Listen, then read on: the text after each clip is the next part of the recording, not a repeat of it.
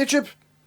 So I brought out the big guns. This was a guitar, that I generally like to have hanging on my wall for anyone who's ever over to go, look at this. This is a 1980 rosewood falcon, washburn, built by Yamaki. I've actually filmed a wee insert bit for close-ups. Hey, insert bit! Get that wah, wah, wah, music on the go here. So here we go. Washburn falcon, rather than doing the video talking while I'm going. So here we go. So what we have here is we start at bridge. So brass saddles. If you look on the sides of this, it's a harmonic lock bridge. See there's an Allen key. So basically, once you've set your intonation and your height and stuff, you can clamp it solid so that these are all non-moving, vibrating. Also, if you look on the back, you'll see that it's through strung like a Telecaster through this 5-piece neck, maple, walnut, maple. As you can see on the back, it's a through neck, so you can see it all the way up to the headstock. Yep. This is a solid rosewood top on it. If you look at it from there, you can see. Can't get the angle right there. That's how thick it is. See, when you look at the bit in there, it's like an inch thick rosewood top. It's also hand carved. I don't know if you can really see that. If I can get the angle right. It's not flat. It says hand carved in the brochure. So if you look in below these pots as well, they've been recessed in so that push pulls. You've got like a in below them. If you look, you can't get the angle right. There we go. It's kind of recessed in below the volume and tones, which are coil splits. These are made by, I think they're made by Goto, but they're copies of what was in the Ibanez Artist, which is what the guy from Yamaki asked. I love the Ibanez Super 70s, please. So that's what these are. Note they've got two screws on that side, so you can, which is a better thing. Yeah, this, so we've got a brass switch on this. Doesn't make any difference. That switch was already on it. It was a series parallel switch, but I've disconnected it, put a square one in. It's basically a kill switch just now, just because if not, there would be a hole. That's about the only mod on this guitar. Neck, ebony fingerboard. These are the coolest fret markings. Brass rings put in it. I suppose you get up to the headstock. There we go. So we've got wooden truss rod cover, brass nut. These are not the original tuners. These are go-tos, expensive ones though. And there's the serial number on the back there. Starting 80 for 1980. I said Grover's, didn't I? Yeah. But this whole stripy thing is kind of would be nice if it was on the front. But it's got quite a, I don't know if you can see there, it's quite a clubby neck on these. Yeah, I suppose this is only the insert bit. There's the body. This is what the hawk is made of. So you get the two ash strips, wings, hence why it's called the wings, maybe actually. Stuck on the solid centre block. It's got a wooden truss rod cover.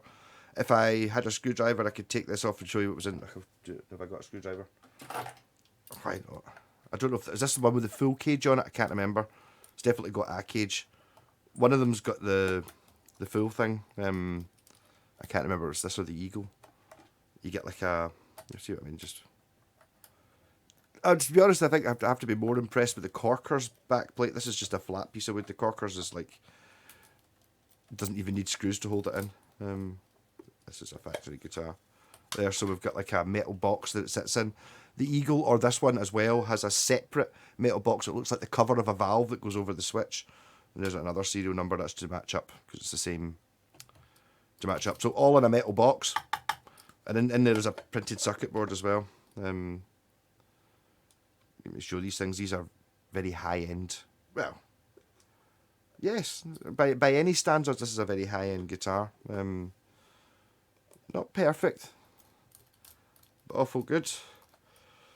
So that was really my, rather than try to hold this up to the camera when I'm doing the rest of the video, I'm just going to stick this in at the start. That also means I don't really need to talk about it, and I can actually concentrate a bit on just trying to get some good sounds out of it.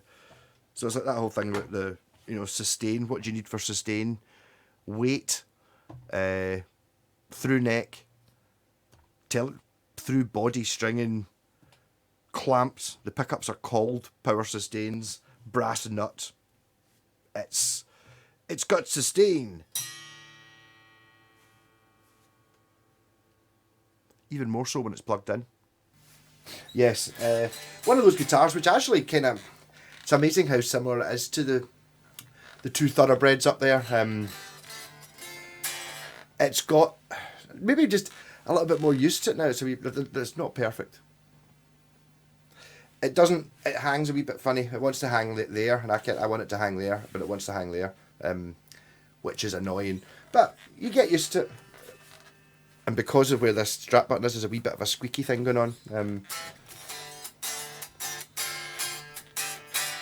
Yeah, so not going to talk about the history of these things. 1980, my pal Wayne picked it. That's actually how I know my pal Wayne picked this up for me. I just always thought and still think it's about the prettiest guitar there is. Basically, I think it rides over and off. I mean, it's got a lot of just everything about it. It's just beautiful. It could be lighter and it could have a better balance. You could also get better high fret access, but so you get the big thick rosewood top and the split in, and yeah, John Fogerty played one of these as well actually. But this neck scoop's kind of, for looks, it doesn't really help you get up to the top of the fingerboard at all, really. But I mean, that's fine. Yeah, so no pedals, straight into the amp. In fact, actually, I'll go for the purest of tones by going not even through any.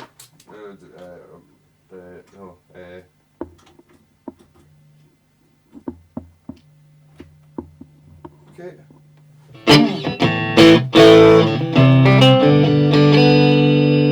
Not ideal having the right angle jack. I think I've adjusted things in it.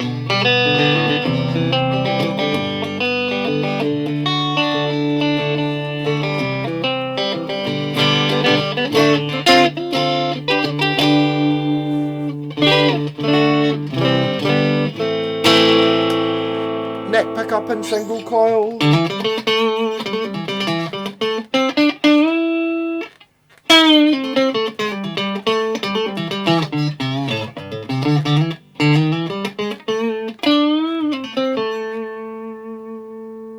Less tone. Nah. Bridge pickup. Single coil.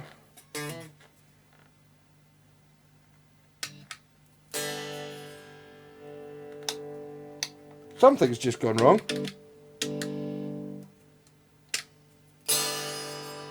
What the?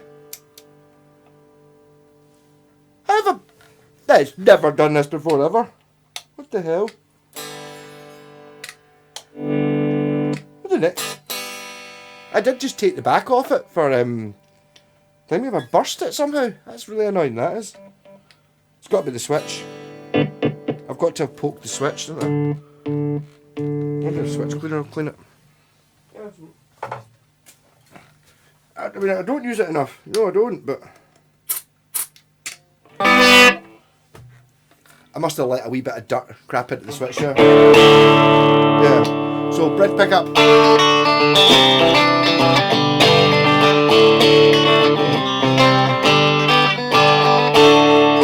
Both.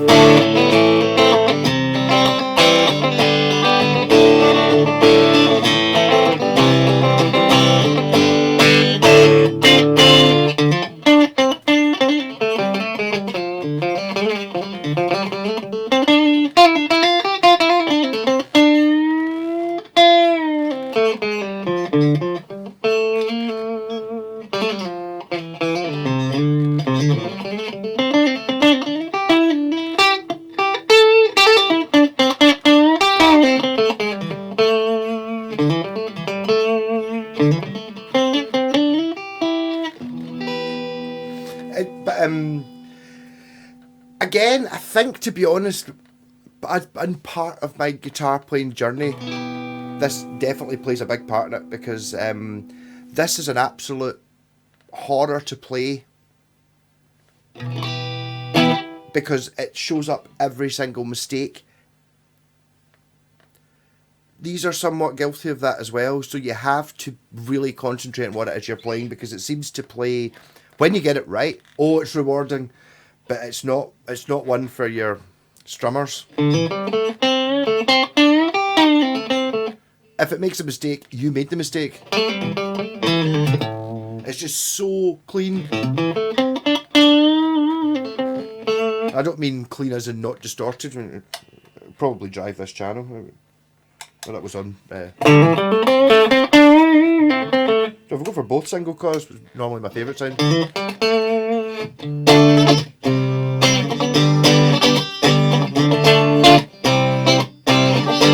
I would put that in as a loop, but I've just disconnected everything, plugged straight into the amp, so we're getting just the amp.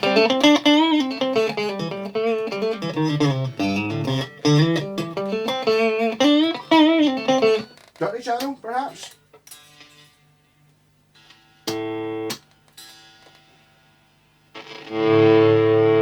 Must have touched the volume control.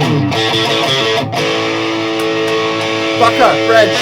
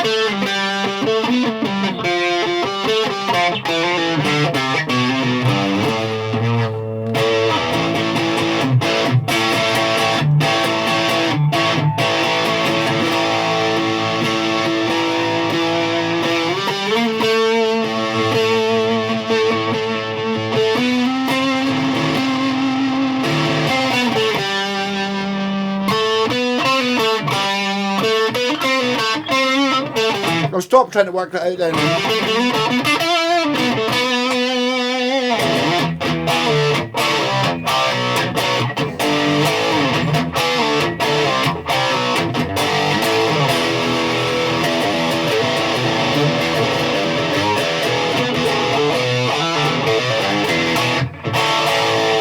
Yeah.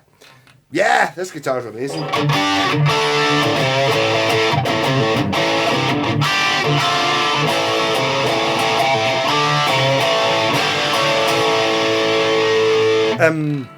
Yeah, so again, I'm not talking about the history of these things, but go put this up against a Les Paul, and I'm saying there is absolutely no competition in looks at all between this and a Les Paul.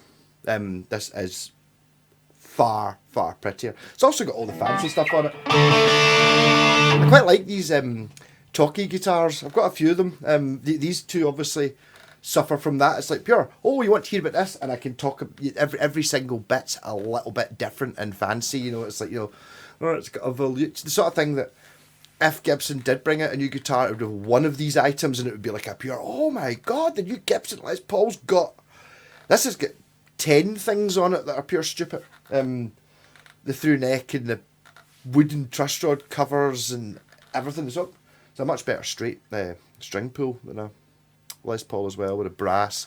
It's also 25-inch scale. So, you know, PRS invented the 25-inch scale about 10 years after this, something like that. So it's a Gibson's 24 3/4 and this is a Strat's 25.5. So it's kind of more like a Gibson, but still got a little bit more, so you get a wee bit more tension. And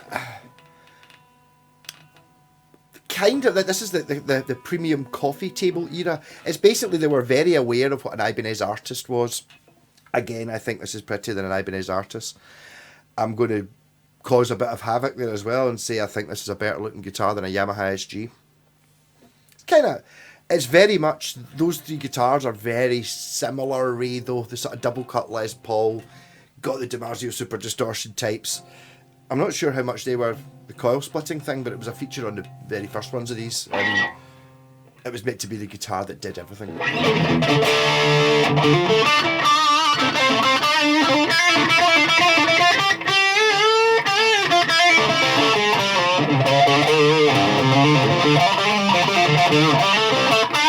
But it's got its own sound. I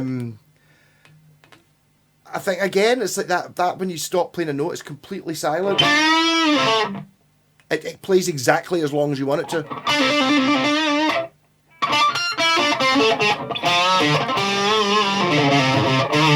Which you can only really do in really expensive guitars for some reason. I'm not really sure exactly what that's all about.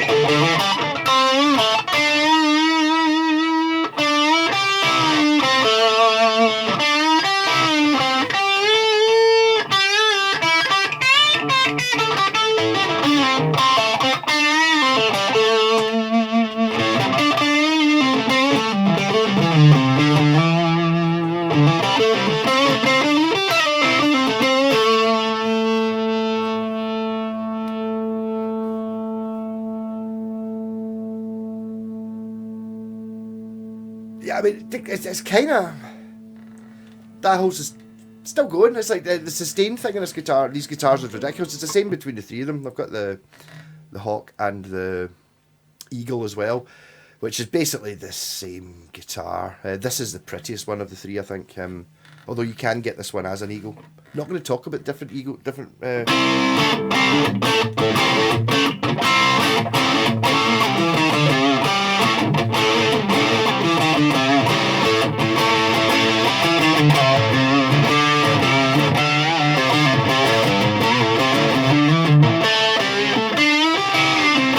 This one didn't even get Alexa strings because Merchant City wasn't bloody open yesterday. I went to Blochairn at 6 in the morning, then went to Palmadie and then went to the Barras and then walked along and it was like, it was closed and so was Guitar Guitar. Went into Guitar, or went to Guitar. It was like up here. Opens at 11. Oh, so does Merchant City probably. 50 minutes.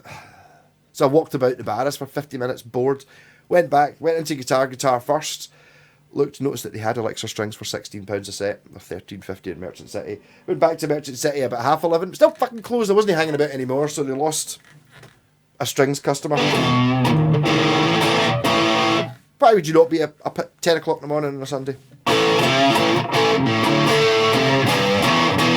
I actually nearly bought a guitar and a bass in Guitar. They had a... Well, the only thing in the whole shop I was actually interested in was a Ibanez Talman bass in white, used for $129. It was up here. But I don't need another bass. I just really like them. So if anyone's got one of them, I'll swap it for something.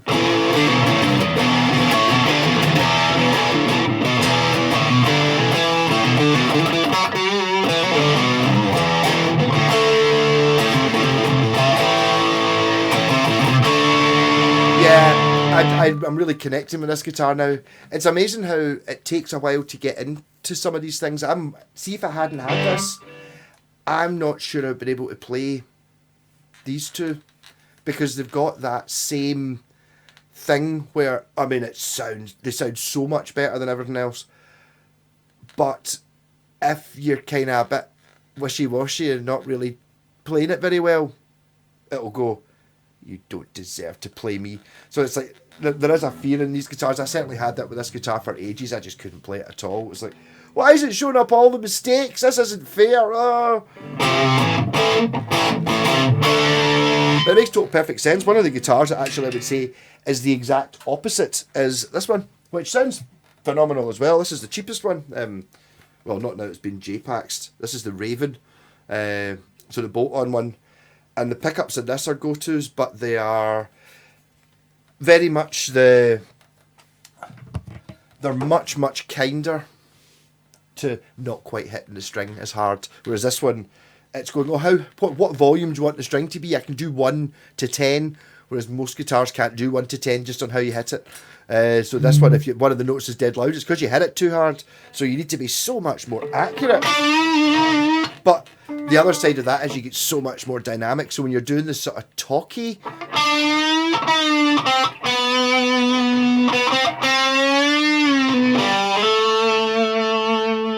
you can be more vocal because you can hit it higher, harder or softer and it responds.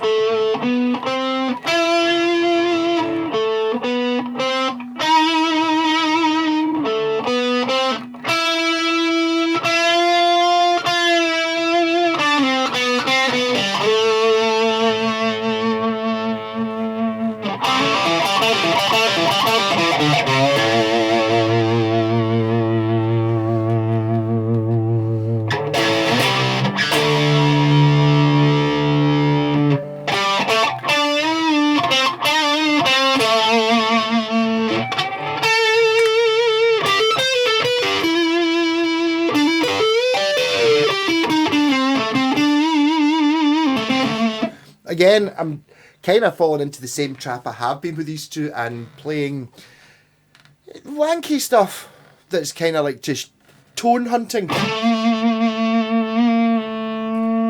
Playing things that sound like they're I don't think any guitars do this.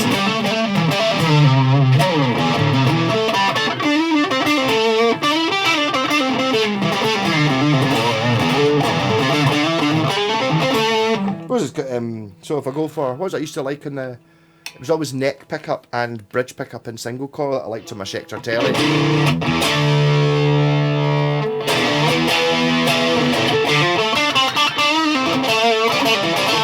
Got a bit of spank.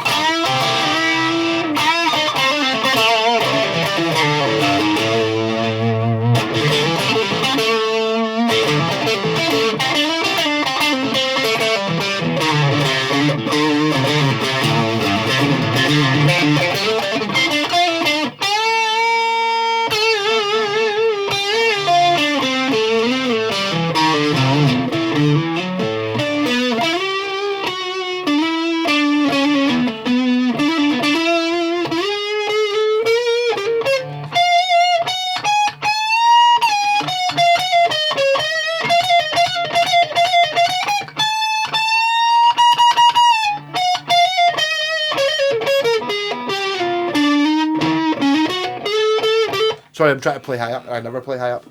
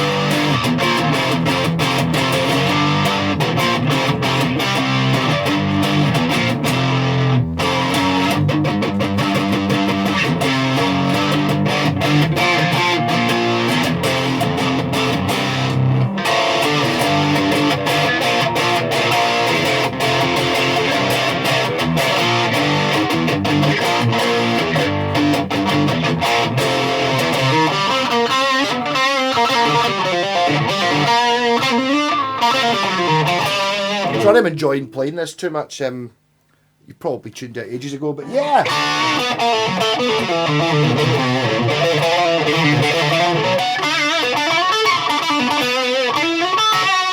So these have kind of are still a bit below the radar. They're more expensive now than they were when I bought these, but because people put videos up, I don't know if you really believe. I mean, the thing is, I know they're looking pretty impressive on, you know, in a photo or something like that, but see in person, oh, they're something else. My pal James, who just lives down the road, who's got a big washburn collection, doesn't have any of these Yamaki ones. He was talking about, he's got a couple of wings, he's got like a couple of the Tushin ones and stuff like that, and a couple of reissues and other washburn guitars. And one time he was up here a couple of years ago and I had the 3 of these on the wall, and he just walked in and went, oh my, well, I need to get one of them then. Because they do just look that bit fancy. Obviously this one's got a bit of uniqueness to it as well, because I mean I would recognise it because it's got like that sort of thumb printy bit. It's funny when you look at other one, because they're so very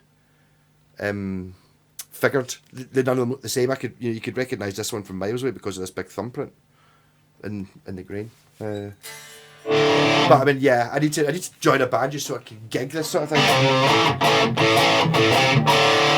But I mean, this is again another one of those. If you want a custom model or like a signature model guitar, yes, you could get Fender to make you, or you can get like a custom shop Hendrix model, which is similar to the one that Jimi Hendrix played, or you can get the Eric Clapton one, which is the same design and spec as, or you can get this, which is the same guitar, as in not similar and made to look like or anything, just from the same run as John Fogerty's one, or Manny from Nazareth had one or two of these as well, and Billy Rankin and other the guy who's I watched Tubular Bells live the other night, and the guy was playing one, the Cherry Sunburst one, but that's these ones. So these were only made for like 3 years, so they're all the same. Well, ultimately all the same. It's not like oh yeah, totally, oh no, I've got my signature model, yeah, we make that in Mexico. It's like, oh, the one you actually play on stage, or the one I play on stage is made by some guy in America, handmade, you know what I mean? But the copies are really good, whereas this is like, no, this is the same guitar. That's the same point with the Gary Moore one as well. It's like Gary Moore played one of them, and it's like the consistency between models and between guitars and this era in Japan were amazing at building them. So the one Gary Moore used for Out in the Fields was that guitar, not one similar to it, not, well, it's a different colour, but you know, just the same quality, everything. Not so, oh, it's been made to look like it. No, it just is that one. I do think this is the, well, at one point it was the best guitar in the world. Is it? I don't know. It's not the best guitar in the world for everybody, because it's really hard to play, or it's not hard to play, but it's hard to not make mistakes, and that squeaking strap's really doing my head in, but that could be some part to do with the strap. It's so vocal.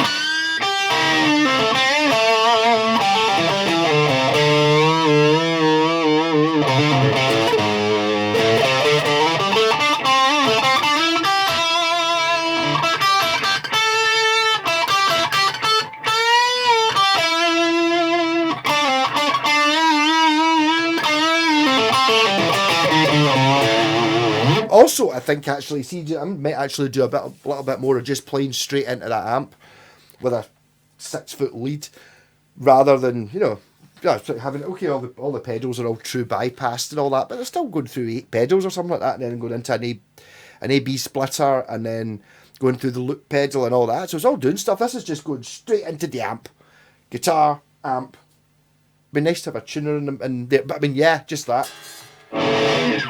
It just seems to sound.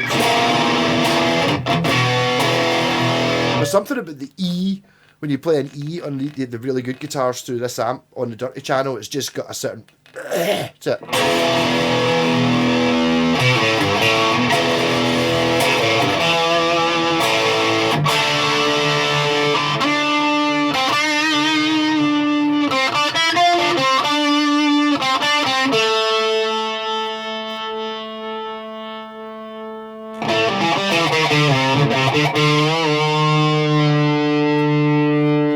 it's that thing where you get the, oh, you can just turn the distortion up to get sustain. Yes, you can.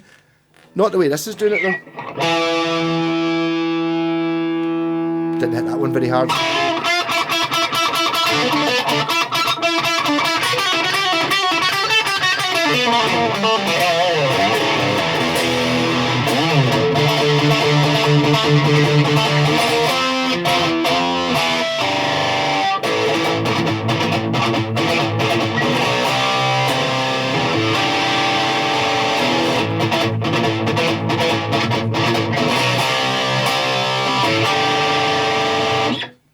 That's Nancy from Heart. Nancy Wilson played an eagle. Actually, mine is the, well, I don't know about a signature model, but the white eagle.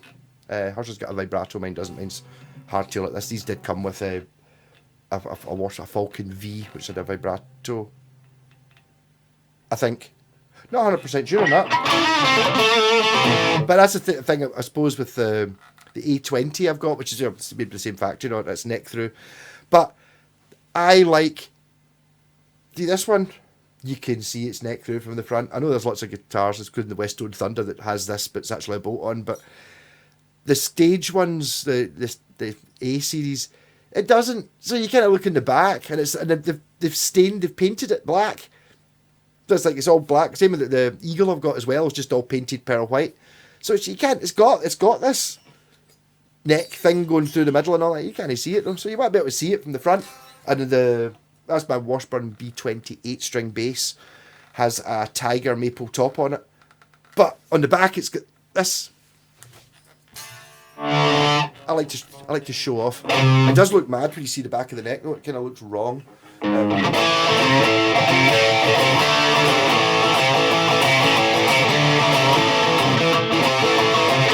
But it's like, although I would say it is a Les Paul double cut, apart from this slightly annoying, but that's why the Yamaha SG isn't as pretty.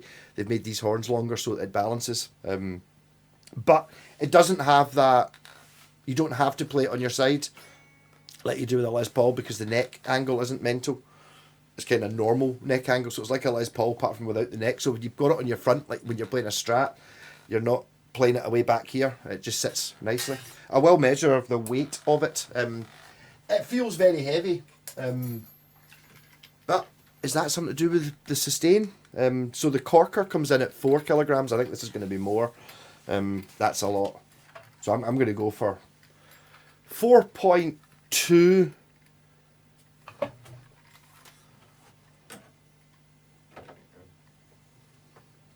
4.2.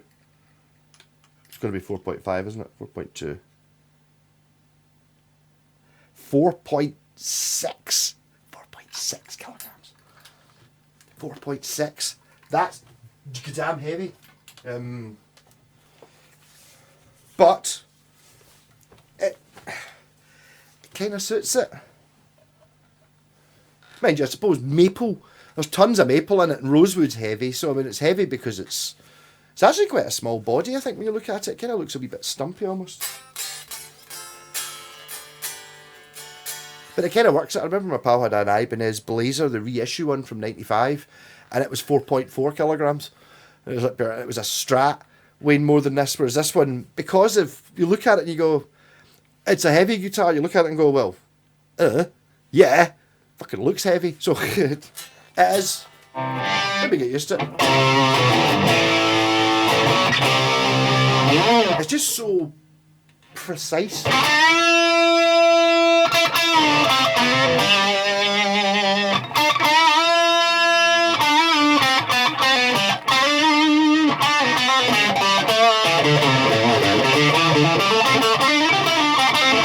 I think I need to dig my A20 out, because that was the similar range to this. I bet you it's as good as this as well. There's got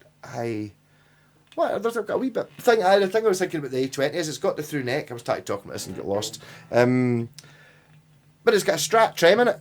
So you've got, it's all through neck, right up to the point of where the bridge is. This one, the pieces of, the strings actually go through the same piece of wood here as it does at this end.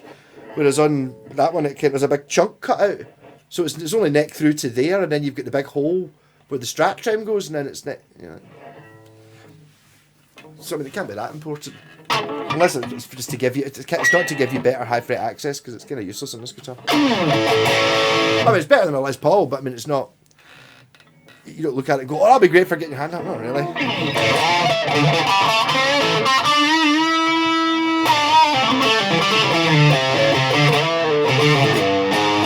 It's actually, it's goading me a bit, this guitar. It keeps going, come on, hit me harder. I can do fucking more rocking than that. I can do more than that. So it's like, it's kind of wanting me to batter it. A constant challenge to your manliness.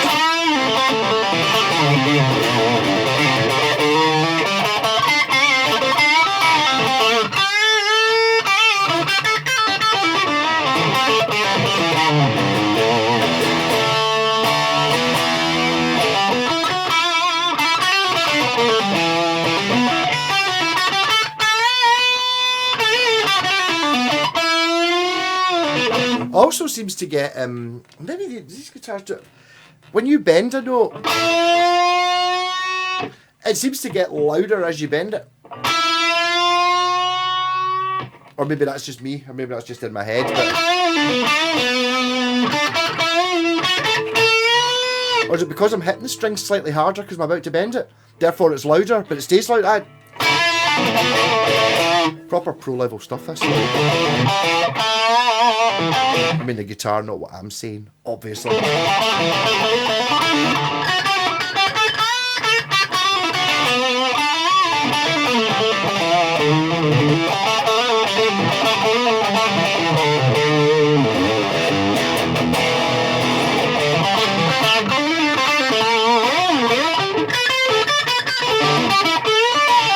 I need to be into a band so I can actually play some of these things. Bet this sounds phenomenal through the soft tech at full bung or at drum volume.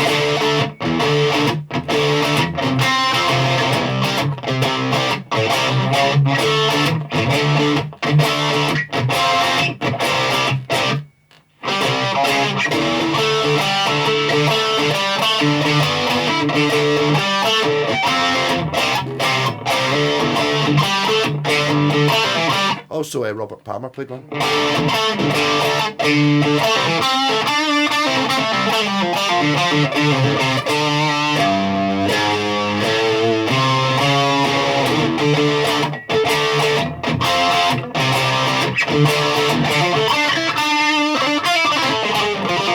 I'm finding this guitar incredibly inspiring. I'm going to play this all day. I will stop doing this video now though, so it doesn't last forever. But yeah, I've not really talked about them for a while. I even started as a Washburn golden era for these. It's a different level. It's that thing. It's just above a normal guitar.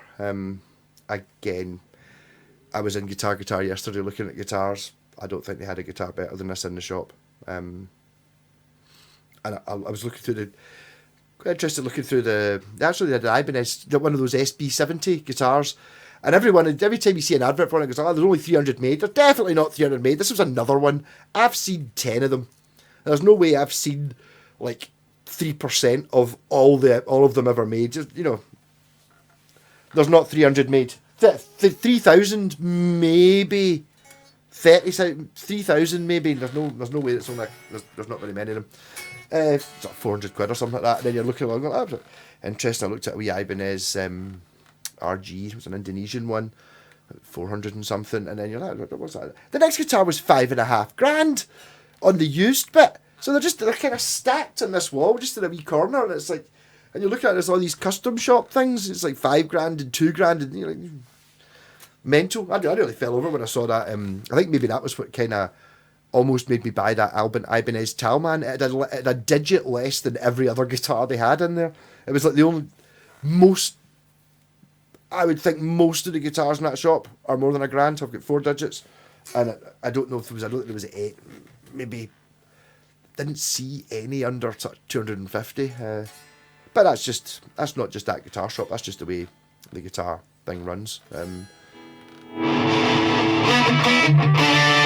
Guitars are expensive now, and people are, I don't know. The cheap ones are great. It's everything apart from the cheap ones seem to be Be expensive. That makes sense in my head somewhere.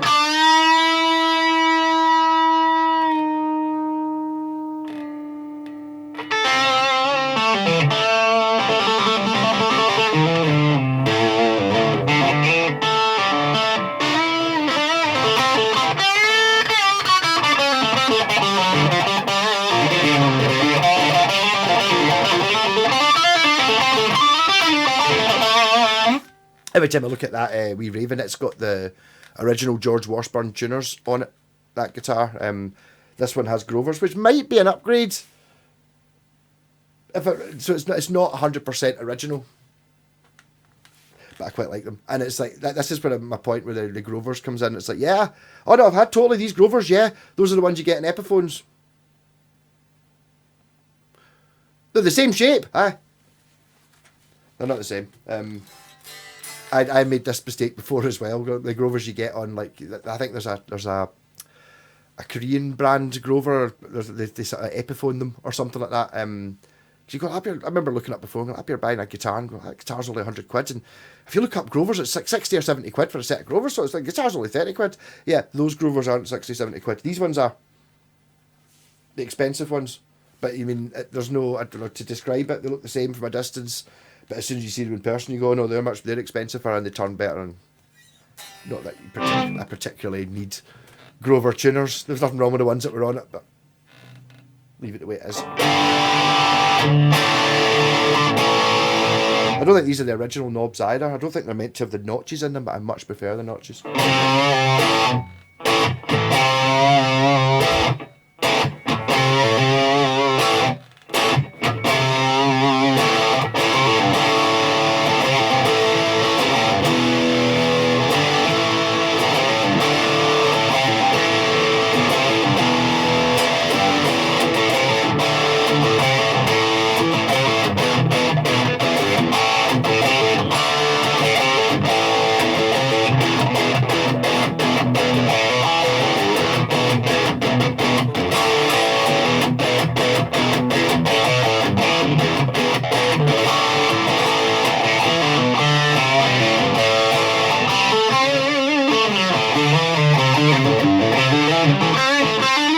It's totally goading me.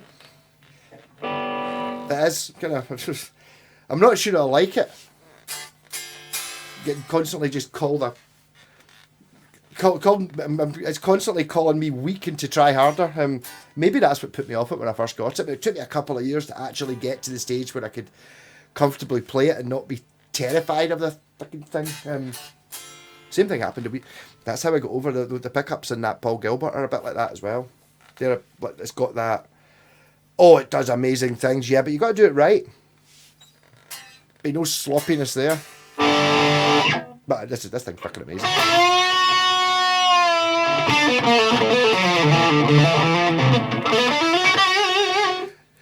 Are there guitars that are like this you can get now? I don't know.